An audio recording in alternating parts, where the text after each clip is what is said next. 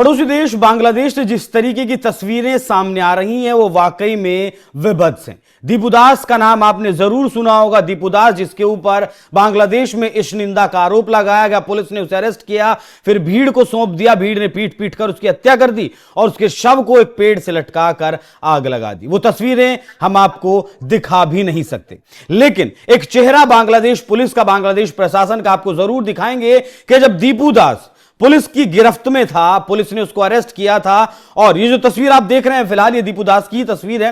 वो गुहार लगा रहा है पुलिस के सामने कि उसने कुछ नहीं किया, उसके बावजूद भी कैसे उसे भीड़ को सौंप दिया गया।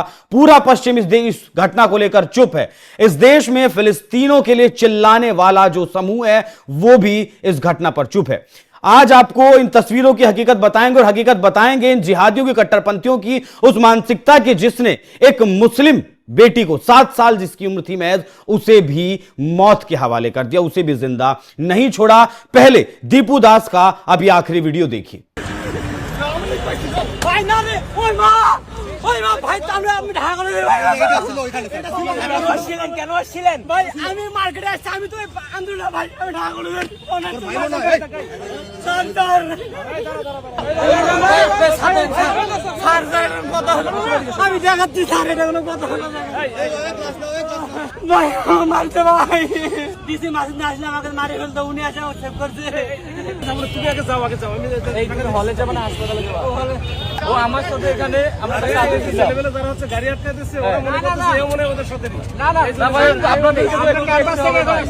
तो देखा आपने दीपू दास का यह वीडियो, उसके चेहरे पर डर था, वो लगातार गुहार लगा रहा था कि उसने कुछ नहीं किया, लेकिन बड़ा सवाल है कि ये कट्टरपंथियों के हाथ में कैसे पहुंचा। नमस्कार, मैं हूं आपके साथ अभिषेक पुंडीर और इसी विषय पर आज चर्चा करेंगे। मेरे साथ मौजूद हैं वरिष्ठ सहयोगी पंकज प्रसून। सर, बहुत स्वागत आपका। ये जो तस्वीर दीपू दास की हमने दिखाई, इसके पीछे की क्या कुछ कहानी है, कैसे भीड़ के पास ये पहुंचा और फिर कैसे आगे की सारी पटकथा भारत के विरोध में लिखी गई? अभिषेक, पता है कि दीपू दास ने कहा क्या था जी, और किस वजह से इस निंदा माना गया? इसने अपने साथियों से सिर्फ ये कहा था कि ईश्वर, अल्लाह, गॉड सब एक समान है और उसे हम सुपर नेचुरल पावर मान सकते हैं जो कि इस पृथ्वी को चला रहा है। यही बात थी, यही इस निंदा है। और पता है उसने क्यों बोला था अपने साथियों को जो उसके साथ फैक्ट्री में काम कर रहे थे? उन्होंने इन्फॉर्म किया है। एक महताब नाम का उसका दोस्त है। हाँ, साथ ही में काम करता था। हाँ, साथ में काम करता था। और भीड़ को जाके उसके दोस्त ने कहा कि देखो ये इस निंदा कर रहा है, प्रॉफेट मोहम्मद के बारे में गलत बात बोल रहा है। वो ये कह रहा है कि गॉड और हिंदू का हो या मुस्लिम का हो या क्रिश्चियन का हो, सब एक समान है। एक समान कैसे कह दिया इसने हमारे पैगंबर मोहम्मद को? यही इस निंदा की वजह से उसे मारा गया। Point number 1। Point number 2, real कहानी कुछ और है। ये जिस फैक्ट्री में काम करता था, इसने पैसे दिए थे अपने 2 दोस्तों को और ये अक्सर उनसे पैसे मांगा करता था वापस। जब ये बांग्लादेश में चारों तरफ केओस फैला हादी की मौत के बाद, तो इसके उन दोस्तों को मौका नजर आया कि बहुत पैसा मांगता है, इसको हम निपटा देते हैं। और फिर उसने जाके फिर उस भीड़ को कहा कि देखो इस निंदा कर रहा है, और तब भीड़ खींचकर वहां ले गई। पुलिस के सामने सरेंडर कर दिया इसने। इसे पता था कि भीड़ मार डालेगी। पुलिस के सामने सरेंडर कर दिया और आपके पास वो वीडियो भी मैं भेज दूंगा जब ये पुलिस थाने में बैठा हुआ है और वो हाथ जोड़ कर कह रहा है कि साहब, मैंने कभी कुछ नहीं कहा किसी भी रिलीजन के बारे में। इसके बावजूद पुलिस इसको खींचकर भीड़ को सौंप देती है और उसके बाद की तस्वीरें तो दिखाने लायक है नहीं, हम दिखा नहीं सकते। इसको लात घूंसों से पीटा गया। यह है दीपू दास की कहानी। पर कहानी का अंत यही नहीं है। एक जगह है, इलाका है लक्ष्मीपुर, वहां पे बीएनपी का नेता, बीएनपी बोले तो खालिदा जिया की पार्टी, जो कि एंटी इंडिया पार्टी मानी जाती है, उस एंटी इंडिया पार्टी जो बीएनपी है, उसके नेता के घर पे हमला किया गया और वो किसी तरह बच गया। उसकी 7 साल की बच्ची को इसी तरह जिंदा आग में जला दिया गया, जिंदा। फिर उस्मान हादी की मौत देख ही रहे हैं। एक और आज अभी की खबर है कि एनसीपी यानी नेशनल सिटीजन पार्टी, ये जो छात्रों का जो पार्टी है ना, उसका एक और बड़ा नेता है मोतालिब सिकदर। मोतालिब सिकदर की गोली मारकर हत्या कर दी गई अज्ञात बंदूकधारियों द्वारा। अभी उस्मान हादी के बाद आज जिस वक्त ये मैं कह रहे हैं, गले में यहां पे गोली मारी गई है। वो तस्वीरें हैं, मैं आपको भेज दूंगा, और थोड़ी विभत्स है। अब आपको सही में इंटरेस्टिंग बात बताता हूं। हम कई बार अपने चैनल पे ये डिस्कस कर चुके हैं कि भारत का कोई लेना देना नहीं है। एक नैरेटिव बनाया जा रहा है ताकि लोगों के एंगर को भारत की तरफ चैनलाइज किया जा सके। क्योंकि जो उस्मान हादी की मौत हुई थी, जिसने मारा था, उसमें से एक पकड़ा गया है, और जो पकड़ा गया व्यक्ति है उसके बारे में बांग्लादेश की पुलिस जिसने जांच की, उनका कहना है कि भारत से कोई मतलब नहीं, ये क्रिमिनल था, इसको बेल मिली थी कुछ दिनों पहले, और बेल करवाने वाला जमाते इस्लामी के लोग थे। ये वहां के जांच एजेंसियों ने बताया। और आज आर्मी ने बाकायदा एक प्रेस कॉन्फ्रेंस किया, वो बंगाली में प्रेस कॉन्फ्रेंस है, जिसमें वो कह रहे हैं कि उस्मान हादी की मौत में भारत के किसी तरह के हाथ होने के सबूत नहीं मिले हैं, और इस बात के कोई सबूत नहीं है कि जो बाकी का जो हत्यारे हैं वो भारत की तरफ भागे हैं। बोला कि वो बांग्लादेश में ही कहीं छिपे हुए। अब बताइए भारत के खिलाफ क्यों गुस्सा? अब वहां की आर्मी बोल रही है, जांच एजेंसी बोल रही है, हत्यारों को छुड़वाएगा जमाते इस्लामी, और आरोप लगाएगा भारत पे। इसलिए मैं डे वन से कह रहा हूं कि जो बांग्लादेश में जो हो रहा है वो बहुत बड़ी पॉलिटिकल साजिश है। बिल्कुल, इसे थोड़ा सा आसान करता हूं सर, मैं इसे थोड़ा सा आसान करता हूं। बताइएगा जरा, शेख हसीना पिछले साल भारत में आई थी, तो कुछ लोगों के जमात के जो लोग थे या कुछ और लोग थे भारत के खिलाफ, उनके अंदर पहले से ही गुस्सा था। अब ये जो पार्टी बनी एनसीपी, इसने 12 सीटों पर उम्मीदवार उतारने की कोशिश की, उम्मीदवार उतारे, जिससे कि ये ना लगे कि चुनाव फेयर नहीं हो रहा है।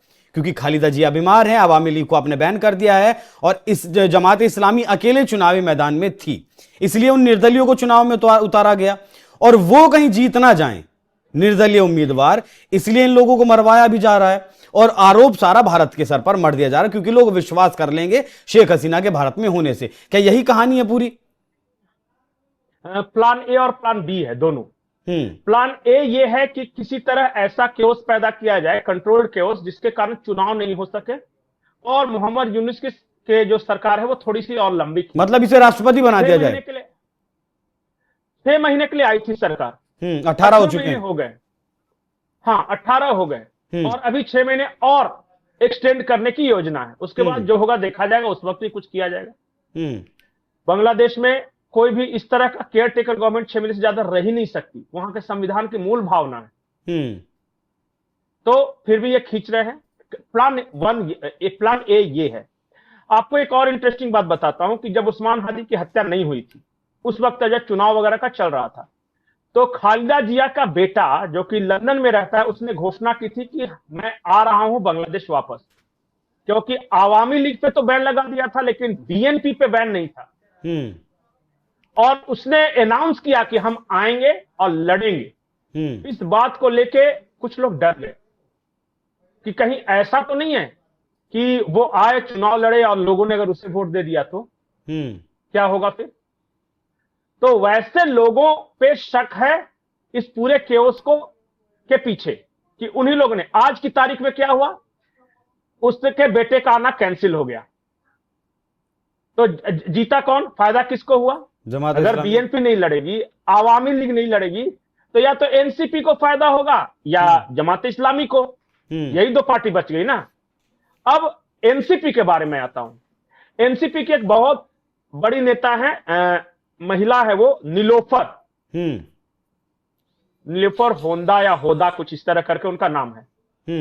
अब नीलोफर होंदा ने कल एक बहुत इंपॉर्टेंट बयान दिया है, और उन्होंने ये कहा है कि जो यूनुस की सरकार है, जब से मोहम्मद यूनुस आए हैं, उन्होंने बांग्लादेश को बर्बाद करके रख दिया। ओपनली वो बोल रही है मोहम्मद यूनुस के खिलाफ। ये छात्र नेता जो एनसीपी के हैं, ये जमाते इस्लामी के खिलाफ भी बोल रहे हैं और मोहम्मद यूनुस के खिलाफ भी बोल रहे हैं। ये बात पसंद नहीं आ रही है पुराने घाघों को। ये नया कल के कॉलेज के लौंडे लपाटे हमारे बारे में बोले ओ हमारी बिल्ली हम ही को म्याऊं। एक एक करके न्यूट्रलाइज किया जा रहा है। और अब तक मैं आपको आंकड़े बता रहा हूं, अब तक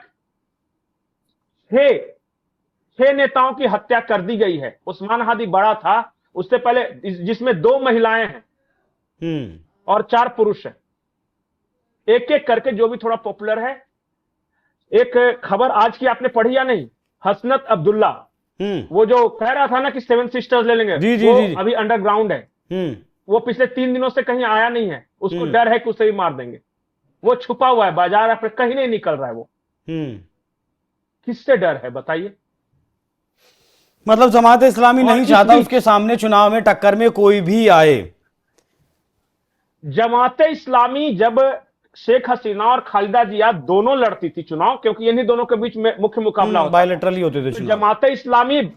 जमात इस्लामी बाकायदा खालिदा जिया के पास रिक्वेस्ट करने गया था कि आप हमें 10 सीट दे दो और हमारे साथ गठबंधन कर लो। और आज वही जमात इस्लामी 40 सीट देने पर भी गठबंधन नहीं करेगा, क्योंकि ताकत आ रही है इसके पास धीरे धीरे। और यह ताकत कैसे आएगी? जब पूरे देश में हिंदुस्तान के खिलाफ नफरत हो, बंगाली कल्चर, बंगाली लैंग्वेज के खिलाफ। क्योंकि जमात इस्लामी का मूल स्ट्रक्चर आप समझ ले, जमात इस्लामी उन लोगों की पार्टी है जो कि नहीं चाहते थे कि पाकिस्तान से अलग होकर बांग्लादेश बने। उन लोगों ने पाकिस्तानी फौजों की मदद की थी। उन मुल्लाओं की पार्टी है ये जो उर्दू स्पीकिंग मुस्लिम है, और इनके कॉन्टेक्ट पाकिस्तानी आईएसआई से भी हैं, अल-कायदा से भी हैं, आईएस से भी हैं, इस्लामिक स्टेट से भी, ये सबसे रहे। इन लोगों की ताकत बढ़ रही है। अभी एक और आपको ब्रेकिंग न्यूज देता हूं। पाकिस्तानी आईएसआई ने एक नया विंग बनाया ढाका में। जो पाकिस्तानी उच्चायोग का जो दफ्तर है ना, उसमें एक नया विंग बना है, ढाका विंग। ये पिछले 7 दिनों से फंक्शन कर रहा है और बड़े पैमाने पर पैसे आ रहे हैं वहां पे। Dhaka wing Pakistani high commission के दफ्तर में पाक आईएसआई चला रही है। ये एक मेजर रैंक का अधिकारी है, मेजर करीम उसका नाम है, वो अभी इसका पूरा लीड कर रहा है वो। तो आप समझ रहे हैं क्या चल रहा है? बिल्कुल, मैं तो समझ रहा हूं सर, लेकिन क्या एक और मेरा सवाल। भारत बहुत सारे लोग जी ये पश्चिम चुप क्यों है? भारत में बहुत सारे लोग, भारत का मुसलमान चुप क्यों है? भारत के लोग चुप क्यों हैं? चुप्पी कब तक? ये क्या ये वो आईना नहीं है कि जो आज बांग्लादेश में हिंदुओं के साथ हो रहा है, कल भारत का मुसलमान भी वही करेगा? सीधे शब्दों में बात कर रहा हूं सर, लोगों को कड़वा लग सकता है। क्या ये आईना नहीं दिखाया जा रहा है? नहीं, निश्चित तौर पे करेगा, 100% करेगा। और जिस दिन उसकी ताकत बढ़ी ये काम करेगा। लेकिन पश्चिमी देश इसलिए चुप हैं क्योंकि ये उन्हीं का गेम प्लान है। ये पूरा सीआईए का गेम प्लान है। खलील रहमान को अल्लाह का नेशनल सिक्योरिटी एडवाइजर बनाना, यूनुस को लाकर बैठाना, वही तो ये चाह रहे हैं और वही तो ये सब करवा रहे हैं। नहीं तो आपको क्या लगता है पाकिस्तान के पास इतने पैसे हैं कि हजारों लाखों लोगों को रोज इकट्ठा करे, या रोज किरोसिन या पेट्रोल दे, या रोज जाके आग लगवाया, किसी को मरवाया? पैसा वहां से आ रहा है, डीप स्टेट से। और वही चाहते हैं कि यूनुस की सरकार और लंबी खींचे। पश्चिमी देश समझ गए। अब आते हैं भारत। भारत में बहुत सारे लोग की भावना यह है कि भारत सरकार को कुछ करना चाहिए। हाँ, ठीक है, होना चाहिए। ठीक यही भावना बांग्लादेशी कट्टरपंथियों की भी है कि भारत सरकार कुछ करे ताकि मजा आ जाए हमें। उनको लोगों के मरने का डर नहीं है, उनको हार जीत का यह नहीं है। गेम प्लान यह है अभिषेक कि डीप स्टेट भारत के अगल बगल यूक्रेन बनाना चाहता है। जिस तरह रशिया को यूक्रेन के साथ लंबे युद्ध में फंसाया, भारत को वो पाकिस्तान और बांग्लादेश अगल बगल लंबे युद्ध में फंसाना चाहते हैं। और वो चाहते हैं कि भारत को मिस्टेक करे। भारत सरकार का स्टैंड क्या है पता है? भारत सरकार कह रही है कि बांग्लादेश में वो अपनी संसद फूके, अपनी लाइब्रेरियां जलाएं, अपने देश में वो कुछ भी करें। हमें क्या? जिस दिन हमारे पास आएंगे ना, अगर बॉर्डर पे कुछ करेगा तब ना हम करेंगे जी। अच्छा बताइए, आप अपने देश में, आपके देश के लोग कुछ भी करते रहे तो किस आधार पर दूसरा देश उसमें शामिल होगा? सिवाय हां हमारे इंटरेस्ट को नुकसान नहीं पहुंचना चाहिए। एक लाइन में कहा है कल वो बांग्लादेश के उच्चायुक्त को बुलाकर यहां पे विदेश मंत्रालय में बढ़िया से ट्रीटमेंट दी गई है और कहा है कि सुनो, तुम अपनी बसें जलाओ, अपनी धान मंडी जलाओ, अपना व्यापार जलाओ, संसद थूक डालो, भाड़ में जाओ, हमें कोई मतलब नहीं। लेकिन इंडिया के किसी डिप्लोमेट को खरोच भी आई ना तो नहीं सर, हिम्मत तो दिखाई दी है उच्चायोग पर भीड़ जुटकर बैरिकेडिंग तोड़कर, वहां हिम्मत तो दिखा दी है। प्रोटेस्ट करना, अरे भीड़ जुटाना प्रोटेस्ट करना वो अलग बात है। ऐसे तो जब भी पाकिस्तान के साथ कुछ होता है हमारे बहुत सारे लोग पहुंच जाते हैं पाकिस्तानी उच्चायोग प्रदर्शन करने, तो इस आधार पर हमला नहीं ना कर दीजिएगा। आपका क्या नुकसान किया है? वो अपने देश में कर रहे हैं, ठीक है, अपने लोगों के साथ कर रहे हैं। ठीक है। अच्छा, मैं बहुत सारे कुछ लेख पढ़ रहा था, कुछ लोगों को सुन भी रहा था, तो लोगों की मांग है ऐसी कि जो ये रंगपुर वाला जो इलाका है जहां हम अपना वो रंगपुर वाला जो चिकन नेक है, सर सुनिए, मतलब लोगों की ऐसी राय है, रंगपुर वाला जो चिकन नेक है बांग्लादेश का, उसे तोड़कर उस हिस्से में बांग्लादेश में जो हिंदुओं ने बसा दिया जाए।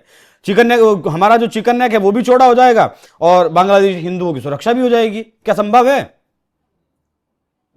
संभव तो है, लेकिन आपको क्या लगता है कि जब ये करना होगा तो टीवी पे बैठ के डिस्कशन करके तब करने जाएंगे? अजीब बात। अरे आपको क्या लगता है कि ये जो आर्मी में बैठे हुए लोग हैं, इतनी सिक्योरिटी एजेंसियों में हैं, इतने बड़े बड़े, वो कुछ नहीं सोच रहे होंगे? आपकी भावना है, आप प्रकट कर देते हैं सोशल मीडिया पे कि चिटगांव वाला डिवीजन काट लो, तो मीरपुर वाला डिवीजन काट लो। जिनको काटना है उन बेचारे के साथ मजबूरी है कि वो कह के नहीं कर सकते। आपको एक बात मैं बताऊं इंटरेस्टिंग, अपने चिकन नेक के पास इंडियन आर्मी के 4 नए गैरिसन का निर्माण, हाँ 3 तो बन चुके हैं, चौथे के लिए अभी जगह की तलाश चल रही है, लगा है। उसके बाद एयरफोर्स को जगह दी गई है। आपको पता है कि त्रिपुरा के पास एक डिवीजन तैनात किया गया है। तो अब बहुत सारी बातें ऐसी हैं कि कुछ कहा जाता है, कुछ नहीं कहा जाता है। One mistake we are waiting for it, और वो मिस्टेक हम चाहते हैं कि जो बांग्लादेश में जो केओस है उसका स्पिल ओवर इफेक्ट थोड़ा भारत पे आए। भारत में कुछ तो करे वो, दोनों के अरमान पूरे हो जाएंगे। ठीक है, अभी कुछ नहीं इसलिए कर सकते कि वो अपने देश में कर रहे हैं, और अपने देश में वो आग लगाए, तख्ता पलट करे, कुछ भी करे। और भारत एक बढ़ती हुई अर्थव्यवस्था है, दुनिया उसे दबाना चाहती है, हम उस तरफ नहीं जा सकते। यूक्रेन का उदाहरण बहुत शानदार दिया है सर ने। यूक्रेन जिस तरीके से पिछले 4 साल से युद्ध में, भारत उस तरीके की स्थिति में नहीं जा सकता। जी, मैं एक बात आपको बता दूं, जिस दिन भारत और बांग्लादेश के बीच युद्ध हुआ उसी दिन से डीप स्टेट का हथियार और पैसा दोनों बांग्लादेशियों के लिए आना शुरू हो जाएगा, और वो इस युद्ध को लंबा खींचने की कोशिश करेंगे। पीछे से चीन भी सपोर्ट करेगा सर। वो कोशिश करें कि भारत किसी ऐसे युद्ध में उलझ कर रह जाए कि साल 2 साल बर्बाद हो जाए, जैसे रशिया का बर्बाद हुआ। यूक्रेन की कोई औकात नहीं। ये हकीकत है कि रशिया ने उसके 20% भूभाग को पर कब्जा कर लिया है। ये सारी बात है कि वो हारा हुआ लड़ाई, लेकिन पीछे से उसकी जो शक्तियां हैं ना, जो कि रशिया को उलझा कर रखे हुए हैं, वही शक्तियां भारत को उलझा कर रखना चाहती हैं। ठीक है सर, बहुत धन्यवाद सर जुड़ने के लिए, और ये जो थ्योरीज चल रही थी भारत को लेकर उनका पर्दाफाश करने के लिए ये सारा एजेंडा चलाया जा रहा है भारत के खिलाफ, जिससे कि जमाते इस्लामी वोट बटोर सके आने वाले चुनाव में। फरवरी में चुनाव होने वाले हैं, उसीलिए। और खबरें ऐसी भी हैं कि मोहम्मद यूनुस अब जब तक जिंदा रहे राष्ट्रपति बनना चाहता है। यही डील जमाते इस्लामी और मोहम्मद यूनुस के बीच हुई है, इसी डील को लेकर वो आगे बढ़ रहा है। बाकी आप लोग इस विषय पर क्या सोचते हैं, कमेंट बॉक्स में अपनी राय जरूर दीजिएगा। नमस्कार।